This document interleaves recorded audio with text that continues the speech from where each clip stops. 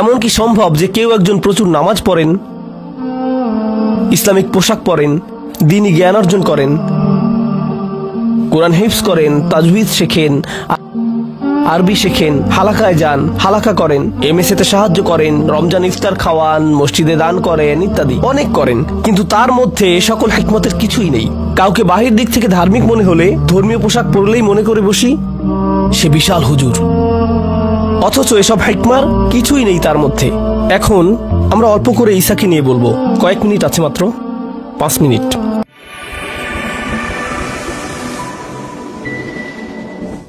এরপর আল্লাহ বলছেন ব্যভিচার করো না, এমনকি এর কাছেও যেও না, জিনার কাছেও যেও না। এখন জিনা করো না এটা কিন্তু একটা বিধান, জিনা করো না, লা তাজিনু এটা বিধান, কিন্তু জিনার কাছেও যেও না এটা কি হিকমা। কারণ হলো কাছে যাওয়া অর্থাৎ জিনার কাছে যাওয়া কেউ গেলে ধরতে পারবেন না। কারণ দেখুন, কেউ যদি নিজের চোখের পর্দা করতে না পারে, একটুখানি কথা বলে, অথবা ধরুন একটুখানি দেখা করলো, কথা বললো, এরপর বলল শুধু কফি শপেই তো দেখা করেছি, এমন কিছু ধাপে ধাপে এগুচ্ছে, তাই না? এসব ধাপের মধ্যে আপনি বলতে পারবেন না যে এখানেই থামো, এখান থেকে হারাম শুরু হচ্ছে। আরে না না, কিছুই করছি না, শুধু ইমেল লিখছি একটা, বুঝছেন না কেন? শুধু একটা স্মাইলি ফেস। এজন্য আল্লাহ আমাদের বোঝাচ্ছেন এর কাছেও যেও না। এরপর সর্বশেষ আর অল্প কিছু, হত্যার প্রতিশোধ। কিছু জিনিস বাদ দিয়েছি, যেমন ধরুন নির্দোষ ব্যক্তি হত্যা করো না, এটাও কিছু। দেখুন বিধান আর হিকমা একত্রে মিলেছে, তাই না? আমরা এখন থেকে দেখব যে বিধান আর হিকমা কিভাবে একে অন্যের সাথে আষ্টে পৃষ্ঠে মিলে যায়। এরপর বলছেন এতিমের দেখভাল। ঠিক আছে, খেয়াল রেখো যেন তুমি এতিমের সম্পদ ভক্ষণ করে না ফেলো। কারণ যখন কোনো কিশোরের পিতামাতা মারা যান আর সম্পদ রেখে যান, তখন তাদের কিন্তু এখনো এসব সম্পদের দেখাশোনা করার মতো পরিপক্কতা আসেনি, এখনো বয়স হয়নি তাদের। সেটা সেই সন্তানেরই টাকা, তারা প্রাপ্তবয়স্ক হলে সেই টাকা তাদের দিয়ে দিতে হবে। এরপর আছে ব্যবসায়িক নৈতিকতা, জ্ঞান ছাড়াই অনুসরণ করা। ওয়ালা তামশি ফিল আরদি মারহা, পৃথিবীতে দম্ভ ভরে পা ফেলো না। এটা কিভাবে বুঝবেন? আল্লাহ বলছেন ইন্নাকা লান তাখরিকাল আরদ, পা ফেলে পৃথিবীতে ফাটল সৃষ্টি করতে পারবে না তুমি। তোমার এত ক্ষমতা হয়নি যে পৃথিবীর বুকে ফাটল বানিয়ে ফেলবে। এখন চলুন এক মুহূর্ত এটা নিয়ে ভাবি। কেউ অহংকার নিয়ে হাঁটছে, এটা কি আপনি দেখে বুঝতে পারবেন? পারলে আপনার মধ্যেই সমস্যা আছে। আপনি কখনোই বলতে পারবেন না কার মধ্যে অহংকার আছে কিনা। শুধুমাত্র কে বলতে পারবে? শুধু আল্লাহ নন, আল্লাহ তো অবশ্যই, হ্যাঁ সে নিজেই। আপনি হেসে হেসে বিনয়ী ভাব নিয়ে হেঁটে যাচ্ছেন, কিন্তু মিথ্যা বিনয়, অথচ মানুষদের দেখাতে যাচ্ছেন যে আপনার মধ্যে কত বিনয়। এটা কি এক প্রকার অহংকার না? হ্যাঁ, এটাই এক ধরনের অহংকার। হ্যাঁ, গরিব ফকির আপনি বলছেন না কথাটা, বরং আপনি তাদের বলছেন আসসালামু আলাইকুম ওয়া রাহমাতুল্লাহ, ভাই কেমন আছেন? আলহামদুলিল্লাহ। কিন্তু আপনার মনের ভেতর আপনি ভাবছেন নোয়াখাইল্লা।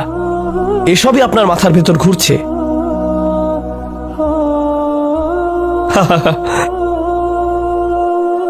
এটা আপনি বুঝতে পারবেন না, অন্য কারো মধ্যে ধরতে পারবেন না।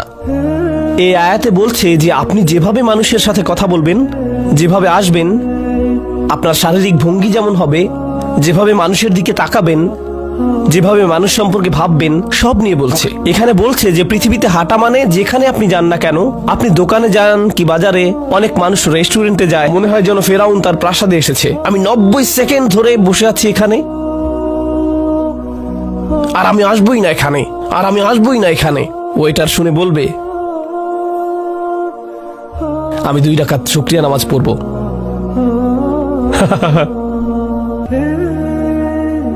এই সবগুলো আয়াত খেয়াল করুন, প্রথমটা ছিল আল্লাহকে নিয়ে, তাই না? বাকিগুলো কি নিয়ে? বাকিগুলো পিতামাতা, আত্মীয় স্বজন, মুসাফির, খরচ, কৃপণতা, অপচয়, ভ্রূণ হত্যা না করা, জিনা থেকে দূরে থাকা, হত্যা করা, এতিমের দেখভাল, ব্যবসায়িক নৈতিকতা, জ্ঞান ছাড়া কিছু করা, অহংকার সহ না চলা। এসবগুলো কিসের সাথে সম্পর্কিত? এগুলো সব মানুষের সাথে সম্পর্কিত। কিভাবে তাদের সাথে চলছেন। এখানে কিন্তু নামাজের কোনো কথা নেই, রোজা রাখার কোনো কথা নেই, কোনো আচার প্রথার কথা নেই, তাহাজ্জুদ নামাজের কথা নেই, এসব কিছুই নেই এখানে। এগুলো সব শেষ করে আল্লাহ বলছেন যে আপনার রব ওহির দ্বারা আপনাকে যে হিকমত দান করেছেন, এগুলো তার অন্তর্ভুক্ত। এটাই হলো হিকমা। এমন কি সম্ভব যে কেউ একজন প্রচুর নামাজ পড়েন, ইসলামিক পোশাক পরেন, দ্বীনি জ্ঞান অর্জন করেন, কোরআন হিফজ করেন, তাজউইদ শেখেন, আরবি শেখেন, হালাকায় যান, হালাকা করেন, এমএসএতে সাহায্য করেন, রমজান ইফতার খাওয়ান, মসজিদে দান করেন, ইত্যাদি অনেক করেন, কিন্তু তার মধ্যে সকল হিকমতের কিছুই নেই, বেশিরভাগই নেই। এমন কি হতে পারে না? অবশ্যই পারে। দেখা যাবে কোনো আয়াত সম্পূর্ণ তাজউইদ সহকারে পড়ছেন, কিন্তু কিছুই নেই। আমাদের দিন কিন্তু ওটাই হিকমাহ। ইব্রাহিম আলাইহিস সালাম বলেন, ইয়া আল্লাহ, তাদের মধ্যে এমন এক রাসূল পাঠান যে তাদের শিক্ষা দেবে কিতাব আর কি শেখাবে? হিকমাহ। আমাদের সাথে কি হয়েছে? কাউকে বাহির দিক থেকে ধার্মিক মনে হলে, ধর্মীয় পোশাক পরলেই মনে করে বসি সে বিশাল হুজুর, অথচ এসব হিকমার কিছুই নেই তার মধ্যে। এসবের কিছুই থাকার দরকার নেই, তাই না? এখন আমরা অল্প করে ঈসাকে নিয়ে বলবো। কয়েক মিনিট আছে, মাত্র 5 মিনিট। আপনাদের এই ধারণাটির ভূমিকা দিচ্ছি এখন, খুব বেশি সময় লাগবে না, 5 মিনিট। এরপর আপনাদের একটা বিরতি দিব ইনশাআল্লাহ। ওকে, ঈসা, হিকমাহ আর কোরআন। আপনারা জানেন যে ইসরায়েলীদের তাওরাত দেয়া হয়েছিল, বনি ইসরায়েলকে তাওরাত দেয়া হয়েছিল। কোন নবীর মাধ্যমে তারা তাওরাত পেয়েছিল? মুসা।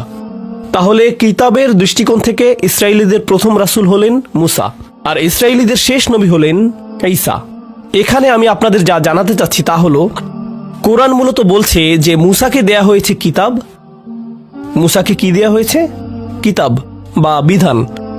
আর ঈসাকে, অর্থাৎ সর্বশেষে নবী ঈসাকে দেয়া হয়েছে, মুসাকে দেয়া হয়েছে কিতাব আর ঈসাকে কি? হিকমা। এখন আমাদেরকে কিতাব আর হিকমার মধ্যে সম্পর্কটি বুঝতে হবে, কারণ এতক্ষণ পর্যন্ত কিতাবের বিষয়টি ছিল আলাদা, কিন্তু এখন আমাদের খুঁজে বের করতে হবে এই দুটোর মধ্যে সম্পর্ক। ঠিক আছে?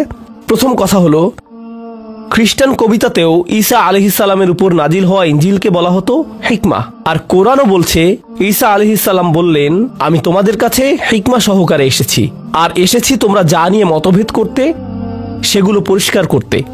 এখানে কিন্তু ইন্টারেস্টিং একটা ব্যাপার আছে। আপনারা কি স্যাম হ্যারিস নামক ভদ্রলোককে চেনেন? সাকিবকে ধন্যবাদ সেটা আমাকে দেখিয়ে দেবার জন্য। আমি আপনাদের সবার সাথে শেয়ার করছি। আপনারা চেনেন স্যাম হ্যারিসকে? বেশ জনপ্রিয় নাস্তিক। এই ভদ্রলোক সৃষ্টিকর্তার বিশ্বাস করা নিয়ে অনেক কথাবার্তা বলে, যে এর কোনো মানে নেই ইত্যাদি ইত্যাদি। তো সে একবার উইলিয়াম লেইন ক্রেইগের সাথে বিতর্ক করছিল। তখন সে একটা কথা বলল। সে যা বলেছিল সেটা সংক্ষেপে অনেকটা এমন, দেখুন, আমাদের এসব ধর্মের একদমই প্রয়োজন নেই। আমি চাইলেই 5 মিনিটে নতুন আরেকটা ধর্ম বানিয়ে দেখাতে পারি, সেগুলো থেকেও এটা আরো ভালো হবে। আপনাদেরকে যা করতে হবে তা হলো মুসার 10টি প্রত্যাদেশ যা বাইবেলে আছে, সেটা থেকে চিত্র মূর্তি বানানোর অংশটা ফেলে দিতে হবে। কারণ 10 প্রত্যাদেশে তো আছেই যে তোমরা কোনো প্রতিমা মূর্তি বানাবে না, এরকম না? সেটা বাদ দিয়ে দিন, এটার কোনোই দরকার নেই। এরপর সাবাত বাদ দিয়ে দিন, আজকাল এটারও দরকার নেই।